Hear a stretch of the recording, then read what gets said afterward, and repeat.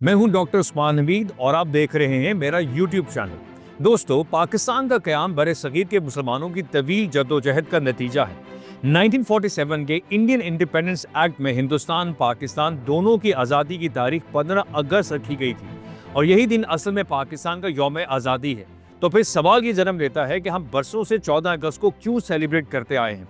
इस हवाले से यह तावील दी जाती है कि 1947 का अगस्त का मंथ और माह रमज़ान एक साथ चल रहे थे और फिर 14 अगस्त की शब इस्लामी कैलेंडर के हिसाब से 27वीं रमज़ान मुबारक और लैलतुल कद्र थी। यही वजह है कि इस तारीखी पस मंज़र को मद्देनज़र रखते हुए आज पाकिस्तान भर में 14 अगस्त को आज़ादी की खुशी मनाई जाती है। इसमें कोई शक नहीं कि तहरीक आज़ादी की जद्दोजहद में लाखों लोगों की कुर्बानियाँ शामिल हैं, लेकिन अफसोस के साथ कहना पड़ता है कि हमने सरजमीन तो हासिल कर ली मगर उसे कायद के विजन के मुताबिक एक खुशहाल पुरअमन इस्लामी ममलिकत ना बना सके। आज पाकिस्तान करप्शन इंडेक्स में 180 ममालिक में से 135वें नंबर पर है। बदअदवानी के बाइस तरक्याती मंसूबे सिर्फ कागजों में मुकम्मल होते हैं, सरकारी मुलाजमतें रिश्वत और सिफारिश पर फरोख्त होती हैं और आवाम को बुनियादी सहूलियात मुयस्सर नहीं।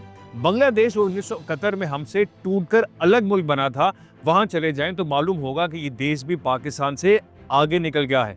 आज बांग्लादेश सिर्फ टेक्सटाइल के शोबे पे 40 अरब डॉलर से ज़्यादा एक्सपोर्ट करता है, जबकि पाकिस्तान सिर्फ 17 से 18 अरब डॉलर तक महदूद है। पाकिस्तान का मजमूई कर्जा 130 अरब डॉलर से ज़ायद है। हर हुकूमत IMF से कर्ज लेकर जाती है और मजीद कर्ज छोड़ जाती है।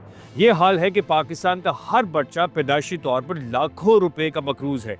बजट का बड़ा हिस्सा सूद की अदायगी पर खर्च होता है, जिसकी वजह से तालीम, सेहत और इंफ्रास्ट्रक्चर के लिए नाकाफी वसाइल बचते हैं। मिस्र और एथियोपिया जैसे अफ्रीकी ममालिक अपनी ज़राअत और सनत पर तवज्जो देकर खुद कफील बन रहे हैं, मगर पाकिस्तान अब भी गैर मुल्की कर्जों के सहारे है। आज वतन अजीज करप्शन, नेपोटिज्म और लाकानूनियत का गढ़ बन चुका है। आपके इल्म में होगा कि गुज़श्ता बरस एचसन कॉलेज के प्रिंसिपल माइकल थॉमसन ने सिर्फ इसलिए इस्तीफा दे दिया था कि गवर्नर हाउस उनके काम में मुदाखलत कर रहा था। पाकिस्तान में पर्ची, सिफारिश और अकरबा परवरी कौमी इदारों जैसे PIA, पाकिस्तान स्टील मिल्स और रेलवे को पहले ही तबाह कर चुकी है। यहाँ दूध में पानी, वॉशिंग पाउडर या केमिकल्स को मिलाकर बेचा जाता है। 2016 के सर्वे में 49% दूध में पानी एंड 28.8% डिटर्जेंट पाया गया, जबकि जाली अद्वियात, मिर्चों में ईंटों का पाउडर और दालों में पॉलिश शामिल करने के वाकयात तो आम हैं। आज आज़ादी के मौके पर हमें गिरबान में झांकते हुए ये बात भी तस्लीम करनी चाहिए कि हमारा एजुकेशन सिस्टम भी फेल हो चुका है। यूनेस्को के मुताबिक पाकिस्तान में प्राइमरी एजुकेशन मुकम्मल करने वालों की शरह सिर्फ 68.1% है, तो दूसरी जानिब हमारे हमसाया मुल्क श्रीलंका में लिटरेसी रेट 96% है। पाकिस्तान में प्राइवेट स्कूल्स की फीसें आम पब्लिक के पहुंच से बहुत दूर हैं, जबकि सरकारी स्कूलों के हालत इंतहाई ख़राब है। यूनिवर्सिटीज़ में तहकीक और मेरिट के बजाय नकल और सिफारिश का कल्चर आम है।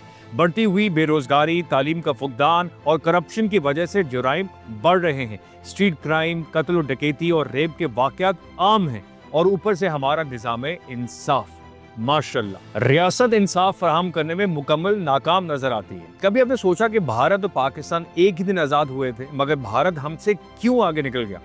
भारत में 1947 से अब तक मुसलसल मुंतखब हुकूमतें इक़्तिदार में आईं, फौजी बगावतें नहीं हुई, जबकि पाकिस्तान में तकरीबन निस्फ तारीख फौजी आमरीत की नजर रही। भारत ने वफाकी आइन और पार्लियामेंट निज़ाम को मजबूत किया, जबकि पाकिस्तान में आइन बारहा मुअत्तल हुआ। भारत ने IT और सर्विसेज सेक्टर में सरमायाकारी की, जबकि पाकिस्तान में इसमें बहुत पीछे रहा।